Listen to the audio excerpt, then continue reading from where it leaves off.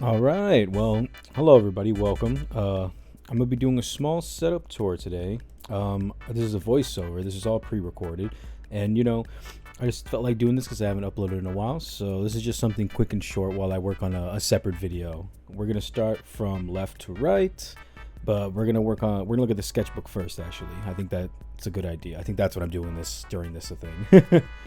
But yeah, let's go ahead and start. So the sketchbook, I just got it off of a Michaels. It's a pretty good sketchbook. It's more of a horizontal and in landscape. Is like the feel of it, and that's what I really like about it. It can be almost completely flat. It's a very nice book, and I really enjoy using it. I'm used to just the regular stuff like the Canson. I pointed at that not too long ago, but yeah, that's like what I like. Oh, and then right here I'm explaining that there's no back cover or whatever. So that's what I mean by it can lay perfectly flat.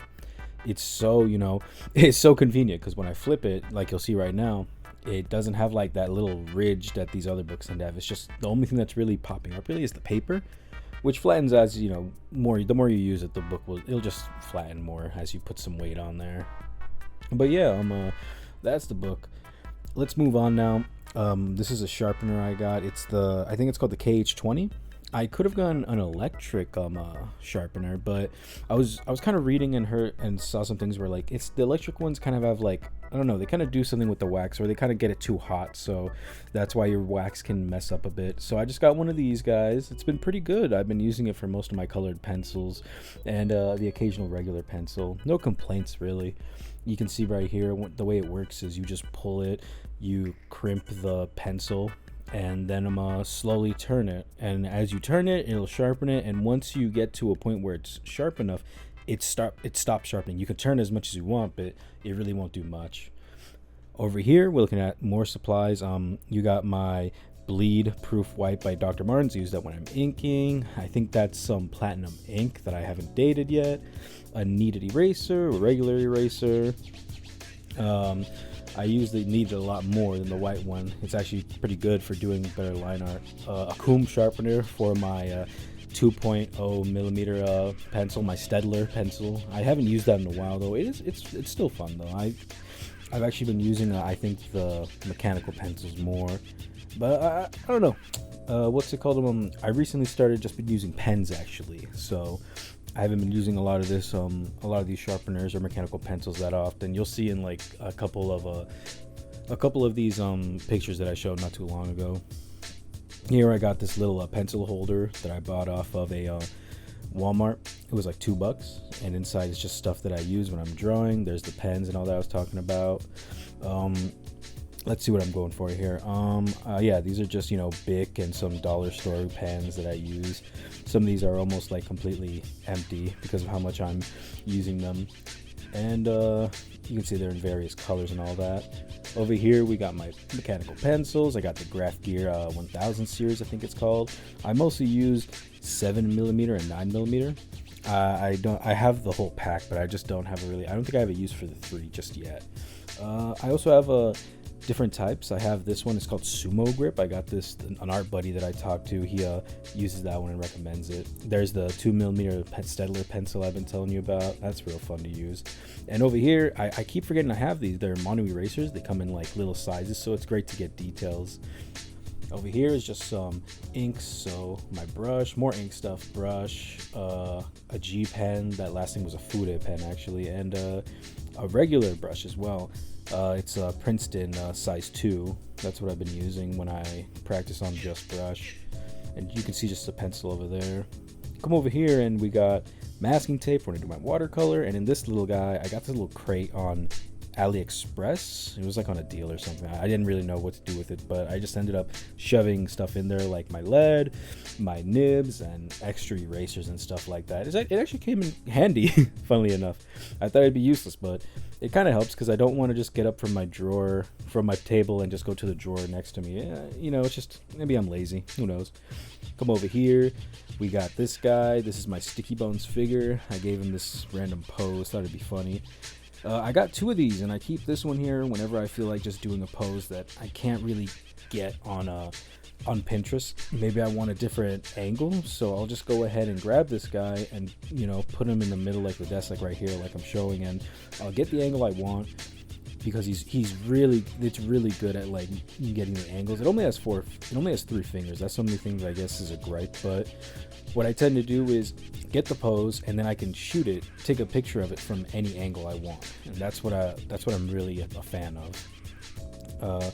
You can see in the back here, it has this thing, I don't know what it's called, but basically you can get into some different poses if you buy it. I didn't buy it. I don't know. I don't think I need it. The magnet's cool though, that basic magnet. Right here is my S9 FE tablet I got on eBay, completely new. I use it for Pinterest, like I said, and that's where the sketches come in. You know, I'll just boot it up, and load up some Pinterest. In the back over there, you can see my watercolor brushes, and that drawer over there is the drawer that has other stuff like my watercolor tubes, some rulers for comics, and other stuff like other inks that I really haven't gotten to use, and some microns, stuff like that I don't think I'll be using too often, so they go in the back. Right here is all the paper that I use. I got some of this stuff on Blick, and up there is a couple sketchbooks that I'm about to finish as well. 2 of those are almost done, and the other 2 are ones that need to finish. Right here's the traditional side. We got, well, more traditional, you know, but right here's some Artex color pencils for like $4 really good pencils, color pencils for the price. Here we got the sponge I use for the watercolor palette, and you know, it's just to dry off the brush, so it's easy to get the amount of color I want. A syringe to get the exact amount of water I need. I don't want to add too much, and sometimes just getting the brush and dabbing it in the color over and over again gets tedious, so that's what I use that thing for, the little syringe. Here's my aluminum little palette holder. This, I bought it, I believe, and I just filled it up with whatever I got.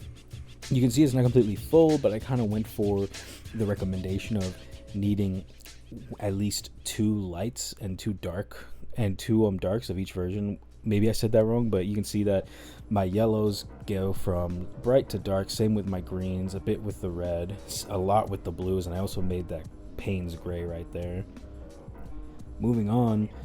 Oh, I guess I'm talking about the colored pencils right now. Whatever, it's fine. But yeah, again, Artex colored pencils, 120 pencils for $44. I recommend them. They blend so much better, and I actually am very glad I got them, because I used them in this last piece I uploaded.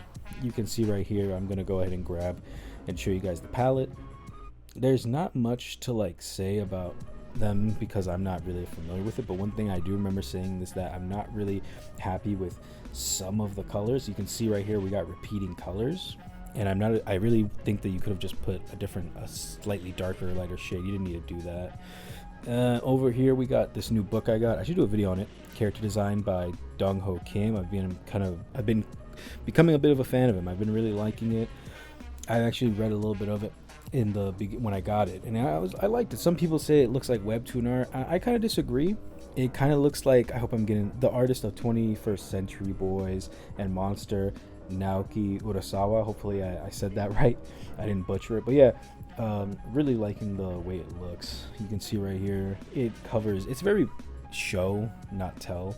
You can see how it explains getting shapes for the head, some poses. Hopefully this doesn't need to be censored, and then learning about contours, I believe, and how you can use them to make these characters in different shapes and sizes, you know, and some anatomy too, which, you know, we do love some anatomy here. Right here we got my watercolor book. I just used the Canson XL stuff. It doesn't really need to be anything expensive, at least for what I do, because I'm still kind of a beginner and I don't want to spend too much on watercolor. And here we're going to go ahead and I think we're going to finish off by looking at some pieces in this sketchbook right here. So this is what I last worked on. I think this was like 2 weeks ago. I haven't drawn since, but you can see I'm explaining how I usually do it. This stuff usually isn't around the sketchbook. It's usually up away somewhere else, but when I'm drawing, I lay it flat and I can just get this whole thing on the desk, and what's it called? I can just draw whatever I need. Let's see, gonna look at stuff right here, see if I can find the pages. There we go. So this right here is what I was working on, just some pen sketches, you know. First couple pages are usually just some warm-ups, and then go on to think and just draw from some imagination. Then these are the Pinterest sketches. This was a really fun page, just drawing whatever I find, and I really like that. I think this is 90s style art. Big fan of it. You can see more warm-ups there. I'm putting into practice some of the warm-ups, not the screen tones, the cross-hatching. More 90s art. That's from Alita Battle Angel, I believe. This is where I actually used the brush pen instead of just using the Bic. So you can see I was a lot more detailed in some areas. But yeah, that is the entire thing right there, traditional wise. And then the next part we'll be doing the digital side. See you in a bit. And this is the digital setup right here. It's actually right next to the traditional setup. It's kind of like a DIY desk. But yeah, this is what I use when I do my digital stuff. We got the canvas, the Huion Canvas Gen 3. I got that in a giveaway, actually, pretty cool. Tour box. I use that whenever I'm on Clip Studio, but funnily enough, when I'm on Rebel 7, that's what I'm on right now actually, I tend to just prefer using a keyboard. Here is actually what Rebel 7 looks like, and it's probably going to be the topic of the next video. I really like Rebel 7, and I prefer it over Clip Studio for just illustrations. There's some really cool stuff you can do. You can see right here, I use this as a, a pen tablet area, instead of, the way it's meant to be as a display. You see that keyboard up there? That's what I use when I'm on Rebel. I prefer it, and it's just, I don't know, I feel like I can do a lot more. But yeah, this is the setup right here. It's not as showy as I think it doesn't have as much, but it's a lot simpler and I like it. But yeah, that is my setup, and I hope you guys enjoyed. And leave any questions on like the materials you want in the description. I'll have everything, and what I use, and hopefully you can find it. If you found this video interesting, you can go and get it, So I'll see you later.